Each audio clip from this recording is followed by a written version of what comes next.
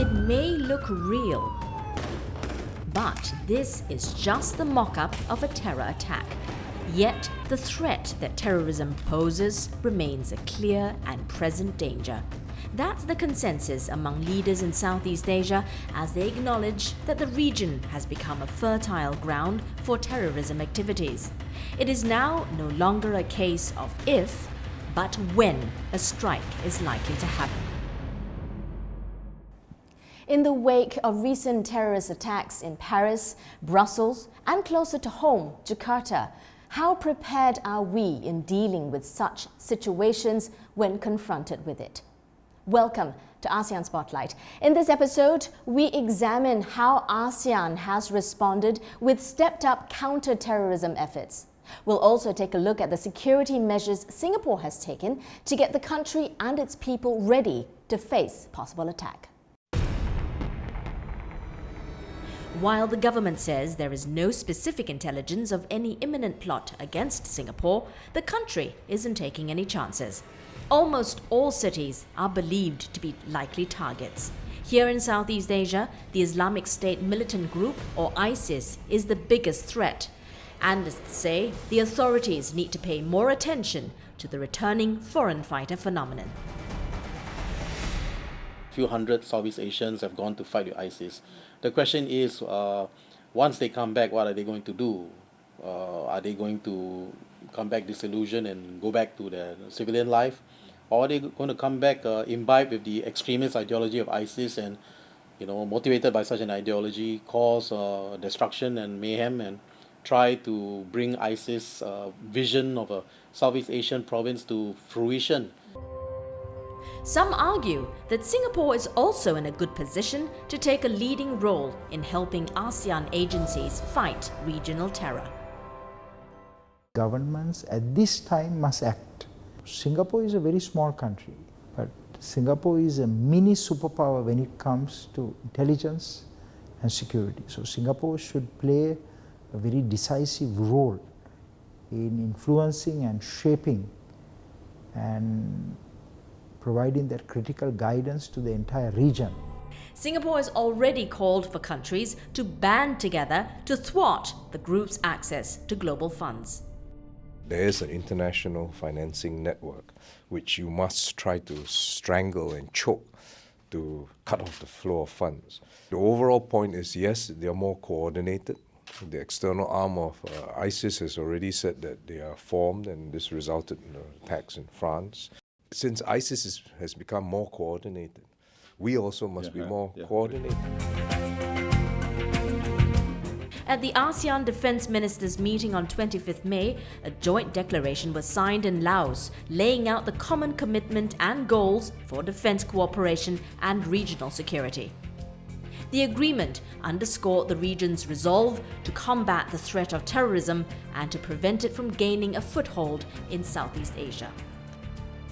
From my point of view, Singapore shared that we could do more in terms of information sharing and intelligence, that we had to also share resources as well as conduct joint operations where we can. One such joint operation involving ASEAN nations and 8 other countries was recently held. For 11 days, the military teams displayed their assault and rescue capabilities aimed at showcasing their ability to maintain peace and stability in the ASEAN region. Amidst this heightened climate of terror, Singapore has reviewed its security plans. The Home Affairs Ministry mapped out 3 key areas to enhance its counter-terrorism efforts. First, the protection of key infrastructure and other installations will be improved, and this includes enhancing the country's security camera network.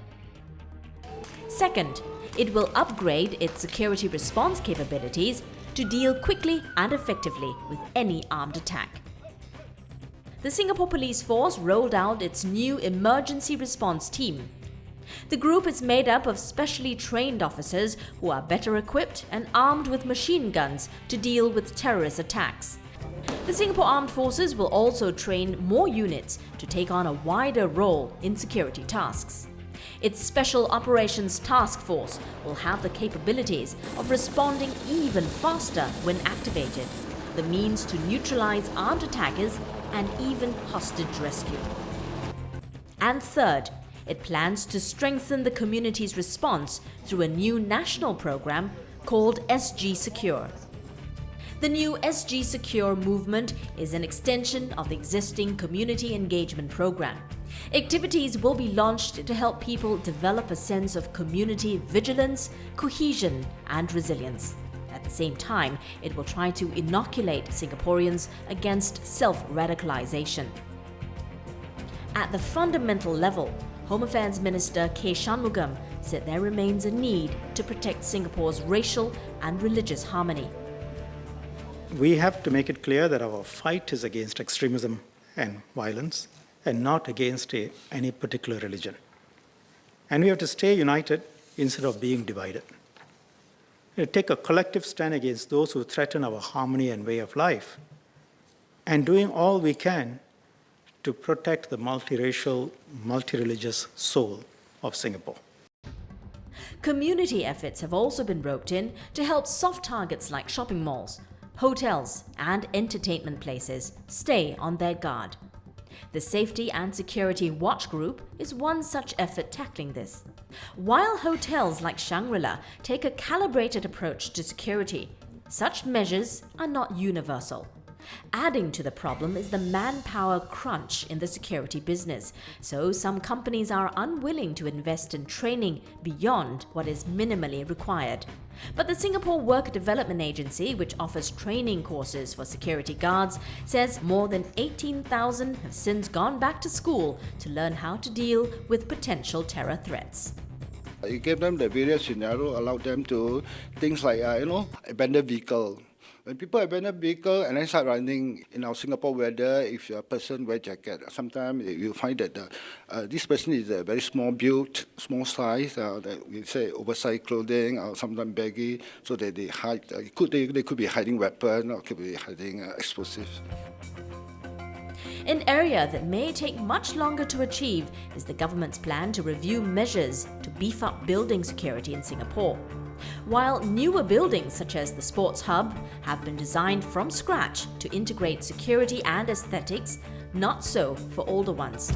The Home Affairs Ministry has published a set of security guidelines for owners to consider, such as installing blast-resistant pillars and shatterproof glass. They're not mandatory, so there have been calls for the Building and Construction Authority to set stricter codes. News about the beefed-up security on the physical landscape is welcome and timely. But some analysts worry that the emerging threat from the cyber world may be harder to tackle. It's estimated that up to 90% of terrorist activity takes place online. So they argue that more needs to be done to study social media trends and data analytics.